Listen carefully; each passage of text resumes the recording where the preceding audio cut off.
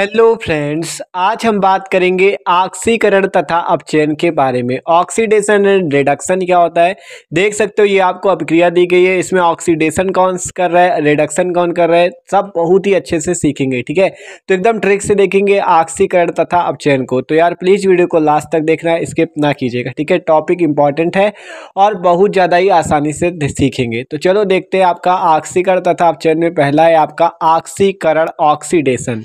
तो देखो ऑक्सीडेशन क्या होता है, ठीक है, जिसमें इलेक्ट्रॉन त्यागने की प्रवृत्ति होगी वो आपका क्या कहलाएगा, ऑक्सीकरण। ठीक है, जिसमें क्या हो, इलेक्ट्रॉन त्यागने की प्रवृत्ति हो। ठीक है, अभी आपको एग्जांपल से भी समझाएंगे। इलेक्ट्रॉन त्यागने की प्रकृति जिस पे हो, जैसे एग्जांपल के तौर पर जिंक है आपका, ठीक है, जिंक सॉलिड जो कि इलेक्ट्रॉन त्याग दे, अगर 2 इलेक्ट्रॉन त्याग सकता है तो Zn2+ बना लेगा और 2 इलेक्ट्रॉन बाहर निकल जाएंगे। ठीक है, Zn2+ प्लस 2 इलेक्ट्रॉन बाहर निकल गए, तो इसने क्या किया, 2 इलेक्ट्रॉनों को त्यागा है। तो जब 2 इलेक्ट्रॉन इसने त्यागे तो ये इलेक्ट्रॉन त्यागने की प्रवृत्ति ही इसकी क्या कहलाएगी, ऑक्सीकरण। ये क्या कहलाएगा कि जिंक ऑक्सीकरण करके 2 इलेक्ट्रॉन त्याग रहा है। ठीक है, तो Zn सॉलिड से Zn2+ एक्वस बनने के लिए उसने 2 इलेक्ट्रॉन त्यागे। इसी प्रकार सोडियम, जैसे इसका परमाणु क्रमांक 11 है, अगर ये 1 इलेक्ट्रॉन त्याग दे, 1 इलेक्ट्रॉन त्याग दे तो इसका परमाणु क्रमांक मतलब इलेक्ट्रॉनों की संख्या इसमें कितनी बचेगी, 10।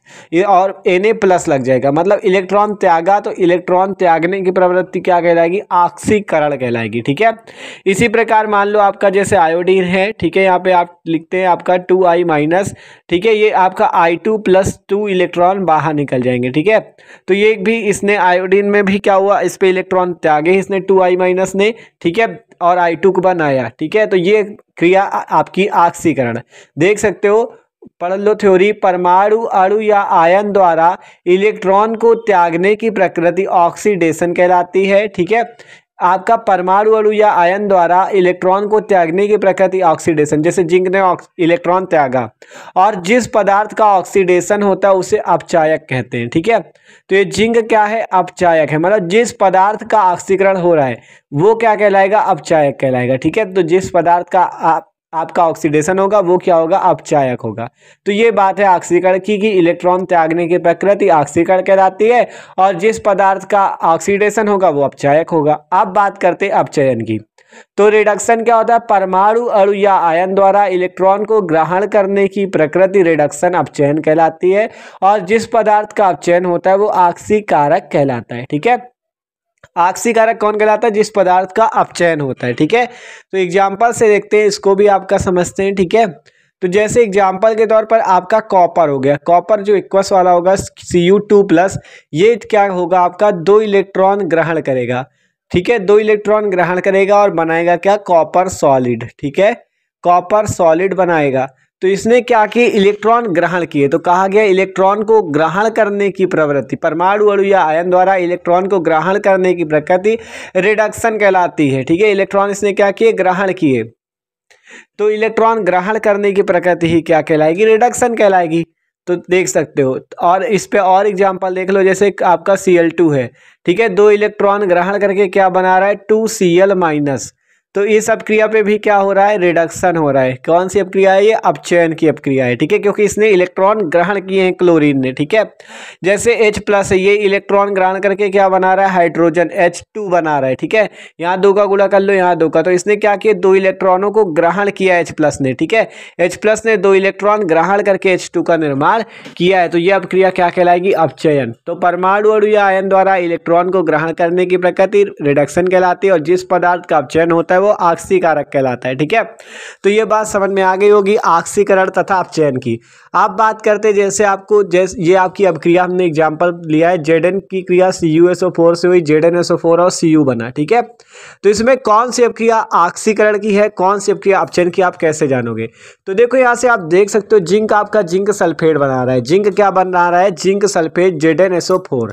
तो ये जो ZnSO4 इसने बनाया, अगर ZnSO4 को तोड़े तो यहाँ पे Zn2+ आयन और SO4 2- आयन होंगे। ठीक है, तो इसने क्या किया, Zn क्या हो रहा है, Zn का Zn2+ बन रहा है, देख सकते हो, Zn था यहाँ और वहां जाके हो गया Zn2+।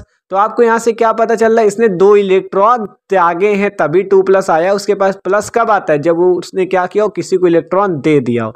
तो इलेक्ट्रॉन त्यागने की प्रकृति आपकी क्या कहलाएगी, ऑक्सीकरण कहलाएगी। Zn ने Zn2+ बना लिया तो इलेक्ट्रॉन त्यागने की प्रकृति आपकी ऑक्सीडेशन होगी। तो आप कह सकते हो जिंक से जो जिंक सल्फेट बन रहा है या ऑक्सीडेशन की अपक्रिया है, ऑक्सीकरण की। ठीक है, तो समझ में आ गई इतनी बात कि जिंक आपका इलेक्ट्रॉन त्याग रहा है तभी आपका ZnSO4 बना, Zn2+ और SO4 2-। Zn2+ को आपको देखने से ही पता चल गया। आप बात करें CuSO4 की, जो कॉपर सल्फेट है आपका CuSO4, तो यहाँ पे जो CuSO4 है इस पे भी बात करें तो Cu2+ आयन और SO4 2- आयन होंगे। मतलब जो CuSO4 से Cu बन रहा है आपका, क्या बन रहा है, कॉपर। ठीक है, जो कॉपर बन रहा है CuSO4 से कॉपर, तो इस पे आपका क्या होगा, Cu2+ आयन और SO4 2- आयन बनेंगे। ठीक है, Cu2+ और SO4 2-। तो यहाँ से आपको क्या पता चल रहा है, Cu2+ से आपका क्या बन रहा है, Cu। तो इसने क्या किया, 2 इलेक्ट्रॉनों को ग्रहण किया तब आपका Cu बना है। आपको एग्जांपल पहले भी बताया था।